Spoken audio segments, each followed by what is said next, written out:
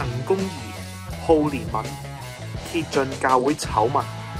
逢星期日中午12點，門徒公義。歡迎大家收聽門徒公義，今集有我 Howie 同埋我 Larry 啊！如果喜歡我哋嘅節目，除咗訂閱我哋嘅 YouTube， 記得要讚好或者訂閱埋我哋嘅 Facebook、IG、MeWe、Flash 或者 Patreon 啦。Larry 轉眼又1個月咯。係啊！嗱，今集呢，我哋會講一個好得意嘅題目嘅，真係好得意咩？係真係好得意，已經好好笑嘅，就係著名嘅高浩正高主教啦。佢而家被按立成為使徒喎，按立咗係使徒，即係升職嘅喎。係啊，由主教升職做到使徒啊！而家咁點解咧？嗱，咁啊講下個古仔先啦。係咁話說早前啦，佢喺自己面書嗰度咧就發咗個貼文，就宣布自己喺台灣嗰度啦就被按立成為使徒。耶穌係咪喺台灣啊？即係你問得好啦，你真係問得好呢個問題。咁所以咧，我特登去翻佢創辦嗰間嘅使徒行傳教會嗰個面書裏邊，又睇下詳情啦。係咪耶穌基督特登降臨按立佢咧？耶，翻咗嚟啦！點知我睇到幅相咧，我發覺咦，唔係耶穌按立佢，係個黑人按立佢。咦，耶穌變咗黑人咩而家？係咪黑人？點解會咁樣噶？耶穌變咗黑人咩？真係奇怪啦！咁原來佢咁講噶噃，佢哋幾個教會嘅創辦人啦，佢同埋佢太太陸海怡啦，仲有另一對藝人嘅夫婦何基佑同埋鍾海瑩呢，喺呢一個月14號就飛咗去台北，喺一間叫做以撒國際使徒中心嗰度呢，就被正式按立成為使徒啦。咁而今次負責按立佢哋呢，包括嚟自美國嘅使徒德蒙泰、埃德蒙茲，同埋嚟自印度嘅克安通先知。哦，一個先知，一個係使徒。嗱，我哋知道聖經講緊有12使徒啦，係咪？係啊，我知啊，12使徒啊。咁頭先講緊按立咗幾多個啊？4個啊嘛，4位啊嘛。咁即係由12使徒變咗16使徒啊！而家喂，仲有按立嗰個都係使徒嚟噶嘛？地球上起碼出現過15個使徒。唔係，你再計一次。嗱，本來聖經有12使徒，咁有按立咗幾多個話？4個，即係幾多個啊？16個。係啦，跟住咧？跟住我話有一個使徒係按立人噶嘛，即係加埋17個咯。係啦，17個啦。哇，17個。咁我發覺哇，咩嚟㗎？呢間叫做咩以撒國際使徒中心。咁原來咧係位於台北嘅東區啦。當日咧亦都舉行佢哋成立5週年㗎噃。原來當日咧係按立埋佢哋呢個中心嘅創辦人楊蕭庭牧師成為使徒。仲多一個，係啦，冇錯，咁所以冇錯啦，就係18個使徒啦，計得啱啊，真係。嗱，咁我抄翻資料啦，呢個乜嘢德蒙泰啊，咩克安通先知啊，又或者呢間以撒國際使徒中心呢一班人呢，原來呢全部都係一個叫做新使徒改革運動嘅積極參與者嚟嘅。咁今集就要介紹下啦。嗱，新使徒改革運動啦，英文簡稱 NAR 咧，其實咧佢係喺上個世紀70年代尾啦、80年代開始咁樣噶啦。咁由一個美國嘅宣教士叫做彼得魏格納發起嘅，個重點咧就係所謂恢復聖經講嗰個5重職事啦，當中嘅使徒同埋先知呢個嘅職事。嗱，咩叫5重職事咧？係佢哋嘅依據咧，就係以弗所書4章11節，保羅話上帝所賜有呢個使徒啦、先知啦、傳福音啦、牧師啦，同埋教師呢5樣嘢嘅。咁所以佢就話：喂，聖經講到明係有5個職事咁樣噶嘛。咁點解現代冇咗使徒、冇咗先知呢？咁所以佢覺得要恢復翻呢個使徒啊同埋先知嗰個嘅職事先啱嘅，教會呢先能夠有增長咁樣嘅。咁使徒係咩呢？嗱，根據佢哋嘅定義就係呢，係主要係向撒旦去宣戰嘅，就好似彼得啊、保羅啊呢啲使徒一樣呢，係可以行神蹟、可以行奇事嘅噃。係啊，好啊。而先知嘅職分係咩呢？咁話明先知就係會講預言啦，宣告上帝嗰個嘅話語咁樣啦。哇，好犀利！根據佢哋呢個發起人彼得魏格納呢，使徒就最高級嘅個5個職事當中，負責帶領國度、帶帶領上帝嘅國度。嗱，牧師就帶領教會，而使徒就係帶領國度嘅，所以係最高級咁樣嘅。而最搞笑咧，使徒咧又分唔同嘅等級嘅喎。哇！使徒仲要分等級？係啊係。按年齡分？嗱，最高級咧就叫做世界級嘅使徒。哇！咩嚟㗎？即係你邊個問？即係你諗下，相當於好似教皇咁樣啦，世界級啦，世界級嘅使徒，世界級嘅使徒，即係佢自己本人啦。我都想申請啊。咁之下咧就有國家級嘅使徒，可能呢個嘅美國有美國嘅，呢個巴西有巴西嘅，台灣有台灣嘅，或者城市級嘅使徒啦。我申請香港啊，可能紐約有紐約嘅使徒，台北有台北嘅城市嘅使徒等等咁樣啦。未完㗎噃，係再之下咧，最底層咧就係有呢個所謂政府級嘅使徒、職場級嘅使徒或者教會級嘅使徒。有教會話跌到咁低嘅，好似低咗嘅，應該跌到。舉個例咁啦，即係例如食環署嘅咪食環署嘅使徒咯，咁細低咗咁多嘅，之前係話世界級律政司嘅就律政司嘅使徒咯。職場嚟講嘅，例如呢個飲食業嘅就飲食業嘅使徒啦，或者如果你係 marketing 嘅就市場嘅使徒啦，即係咁樣分法噶噃。關愛隊有冇咧？可能都有噶，可能都有噶，係咪啊？都唔可能有噶。嗱，咁奉行呢個 MAR 嘅教會，佢哋好強調咧聖靈嘅啟示啊、先知嘅預言啊等等啦。點樣重視法咧？我舉個例咁樣啦。嗱，假如你走入去一間即係呢啲推行 MAR 嘅教會裏邊咧，你經常咧會聽到佢哋啲人就話：喂，上帝啊，叫我啊，同你講乜乜乜乜咁樣啦。大鑊啦！因為先知啊嘛，先知係即係直接會聽到上帝話語，係會咁樣噶嘛。好驚喎！又或者咧，佢哋有好多啲所謂咩聖靈嘅嘢啊。舉個例咁，可能信徒 A 同信徒 B 個對話咁嘅。個信徒 A 就話咧：我今朝早咧睇馬太福音啊，我讀咗6章26節啊。你哋睇下天上嘅飛鳥，也不種，也不收，也不積蓄在倉裏，天父都尚且養活佢哋噃。你哋唔比飛鳥貴重得多咩？信徒 A 就會覺得啊，上帝讓我睇咗呢一段嘅經文。然之後信徒 B 咧可能會答嘴話：喂，咁啱嘅，我今朝出門口望個天，又啱啱見到有隻雀飛過喎。咁詐騙嘅，你睇到嗰段經文提到飛鳥啊嘛，係咪啊？飛鳥咯。咁啱我出門口又見到天上面有隻雀喎。哇！呢個仲唔係上帝嘅安排？咁啊，即係佢哋係會咁樣噶。呢啲屎橋識女仔就得啫。嗱，呢個就係 MAR 嘅教會會係咁樣嘅。係，好似今次啦，主辦呢個按立典禮嘅以撒國際使徒中心咧，其實就喺台灣最著名嘅呢啲所謂咩新使徒嘅教會當中之一咁樣啦。頭先提過啦，佢哋嘅創辦人嗰個姓楊嘅使徒啦，其實佢喺2022年啦7月14號，即係差唔多3年之前咧，就買咗而家佢哋位於呢個忠孝東路嘅堂址啦。佢接受當地基督教傳媒嘅訪問嘅時候咧，佢直情講到咧成件事咧，上帝每一日都同佢講嘢，死咯，驚喎！好搞笑噶。嗱，佢點樣講咧？佢講到咧，由簽約之前嗰幾日到簽約當日咧，上帝都不斷透過佢哋教會本身一啲即係每日讀經噶嘛，讀啲咩經文噶嘛，或者透過其他人咧對佢哋講話，指示佢哋一定要買呢度，同埋要做啲咩咁 detail 咁樣嘅喎。佢有啲靈恩喎，又有啲叫做我哋叫做新使徒教會啊，冇錯。嗱，我舉一個例子啦，我讀翻嗰個報道咁樣啦。例如喺7月8號，佢話有一位嚟自烏干達嘅牧師嚟到佢教會分享，講到一開始就講呢個創世記1章1至3節嘅經文。起初神創造天地，地是空虛混沌，淵面黑暗，神嘅靈運行喺水上面。神說要有光，就有光啦。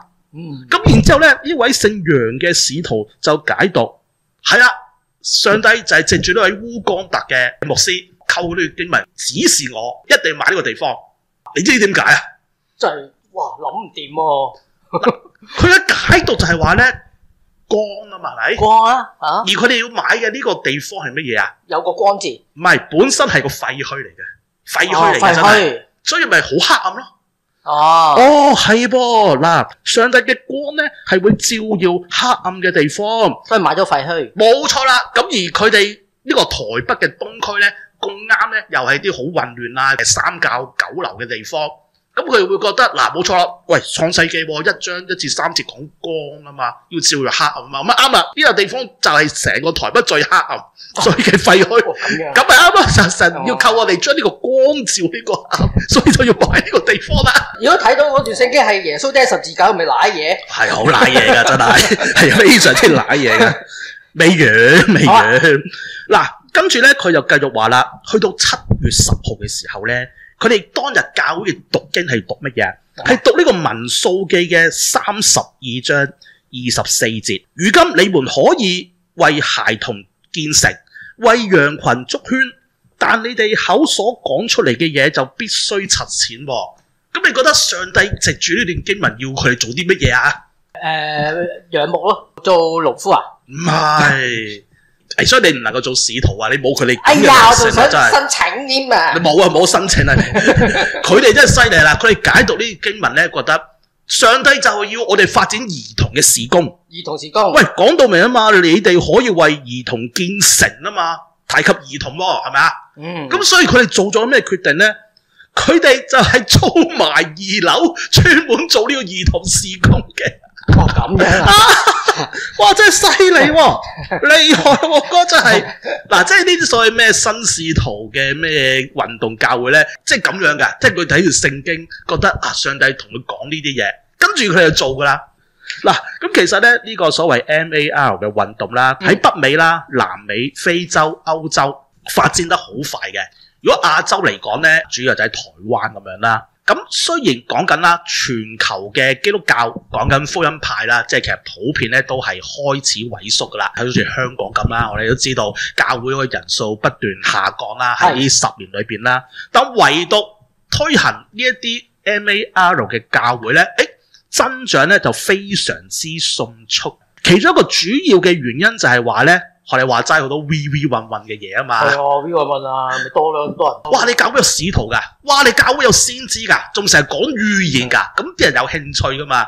咁同埋咧，佢哋嘅特色之一咧，就會舉行好多所謂特會。咩特會啊？即係嗰啲聖靈醫治啊，即係裏邊咧會幫你醫呢個嘅長短腳啊，聾嘅又可以聽到嘢啊，盲嘅又可以開翻眼啊。耶穌嚟嘅嗰個。咁所以啲人咪好吸引啦！哇，喂！醫得到喎，呢個仲唔係有上帝有聖靈喺度，咁所以就吸引咁多人。咁當然啦，有好多時候係踢爆，其實就做戲嘅啫，都係。咁啊，呢個就要開第2集啦。係啦，呢個另一樣嘢咁樣啦。其實你抄翻資料啦，喺香港咧，都一直以嚟咧有啲教會啊，或者有啲信徒嘅群體咧，都係推行呢個嘅 MAR 嘅，唔係完全嘅，即係好輕微嘅。嗱，舉個例咁樣啦，例如最出名。611靈糧堂啦，佢係點樣咧？都好強調嗰啲咩所謂先知嘅話語嘅，即係你聽阿張恩蓮講到咧，成日話咧佢哋教會有個女牧師姓董嘅，係先知嚟嘅，今日咧亦都有咩預言嘅，咁所以佢要透過佢講道咧就教啲會眾點樣做咁樣。嗱，先知嘅預言喎，咁呢啲就好有 MAR 嗰個嘅特色咁樣啦。咁又或者啦，10月1香港祈禱日咁樣啦。咁當然嗰班嘅搞手唔係話全部都係呢個咁嘅新咩使徒嘅運動嘅，咁但係當中如果你細心啲睇咧，10月1香港祈禱日為乜嘢祈禱咧？主要就係所謂7座大山。咩而家7座大山？7座大山咧，即係除咗5重職事之外咧，佢哋成日講所謂7座大山，即係話基督徒咧，我哋要攻陷呢7座大山。咁然之後咧，耶穌基督咧就會降臨噶啦，包括政府、商界、教育、媒體、教會，仲有2個唔記得咗。嗰個唔係山嚟嘅，係界別。界別冇錯，我哋叫7個大山啦。7個大山。咁當然啦，就話攻陷咗7座大山，跟住耶穌基督降臨呢啲就完全冇聖經根據，咁呢個就唔講咁樣噶啦。莫行山啊！但係講翻轉頭就話，其實你留心啲睇咧，10月1香港祈禱日咧，正正就係為呢7個界別去祈禱噶嘛。所以其實都有少少呢一樣嘢咁樣嘅。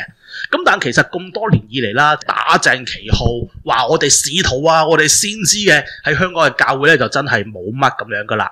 其實你呢班人咧，10年之前曾經喺本港啦舉行過咩特會㗎，但當時就唔係好多人去響應啦。好似話原本就租咗好大嘅場，諗住有成7000幾人去嘅。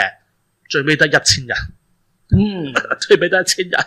但係今次你睇翻咧呢一個嘅高浩正按立咗做使徒喎。啦。咁雖然呢幾日大家都覺得好搞笑啦，成件事係笑話咁樣啦。咁但係我覺得認真講咧，其實我哋要提防呢一樣嘢嘅，真係要提防嘅。因為今次按立佢嗰個咧，就係嚟自美國，真係一個比較出名啦，搞緊呢所謂新使徒改革運動其中一個嘅推手嚟嘅。咁今次透過台灣按立咗佢哋成間使徒行傳教會嘅創辦人，會唔會就係想藉住呢件事進軍香港啊，打正旗號，希望開拓香港呢個嘅市場等等啦。真係有市場咩香港？咁你再加上近呢幾年傳統方派教會嗰個萎縮啦，同埋佢有呢啲所謂神蹟奇事啊，哇使徒喎、先知喎、預言喎，似乎都有得搞喎，即係幾吸引人喎。又轉型啦。咁再加埋啦，即係所以高浩正啊，佢哋都叫做藝人啦，雖然唔係好出名啦，都有啲知名度咁樣啦。即係會唔會今次想藉住使徒行傳教會嗱，我按立咗你哋，咁變咗你哋就係我嘅咩衛星組織，咁你哋就幫我開拓香港嘅市場等等咁樣。咁佢都係攻陷娛樂界㗎啦。唔係使徒行傳教會係教會界，係教會界唔係都係可能教會界加娛樂界都得㗎，都 OK 㗎。同時兩個界別係都可能係㗎。我咁樣解讀㗎嘛。係啊，都可以㗎，係㗎。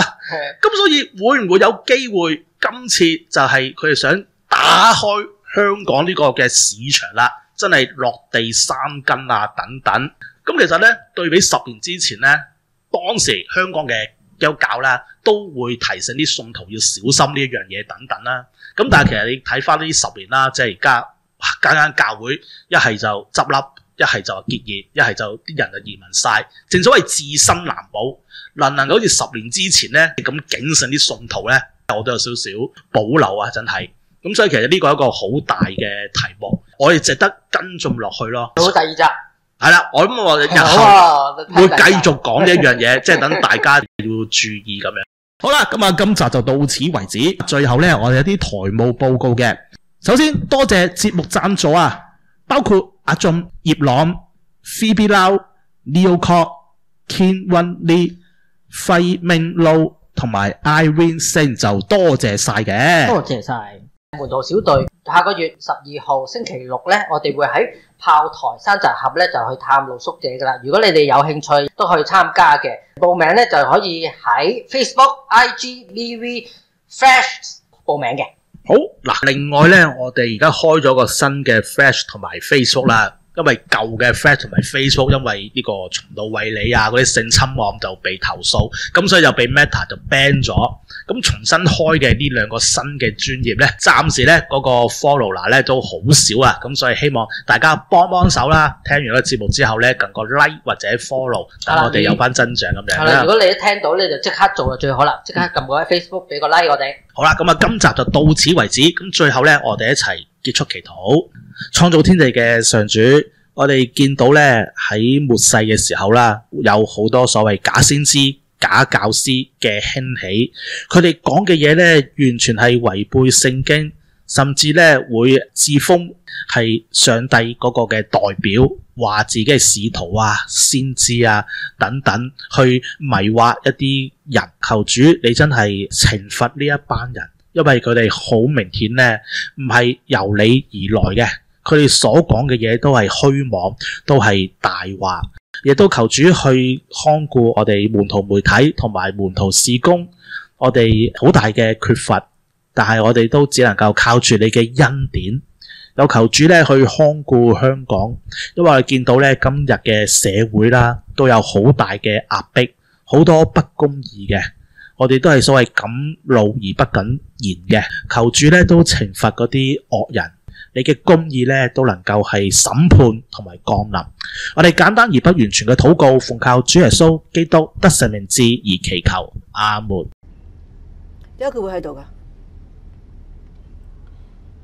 呢度教會嚟嘅，人人都嚟得。我問你點解佢會喺度啊？彼得問耶穌：我嘅弟兄得罪我寬恕佢7次可以嗎？耶穌回答佢話：唔係7次，係70個7次。犯咗咩事去坐監啊？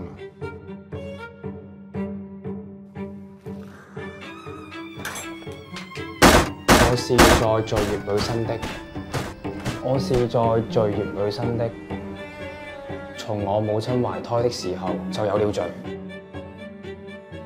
呢個可能係神嘅意思。你咪黐線㗎！佢強姦咗我哋個女啊！你咪想我死先有原諒我啊？我係想你死，但係唔係就咁死。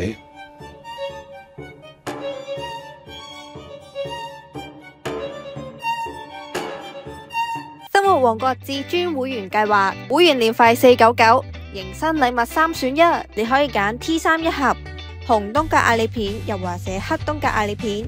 迎新禮物仲會不定期更新㗎，只要憑生活王國會員卡，你可以享有生活王國正價貨品85折優惠，而特價貨品就有95折優惠。而喺生活王國嘅伙伴商店同埋指定嘅尋老美合作餐廳消費，仲有特別嘅折扣㗎，快啲加入會員啦！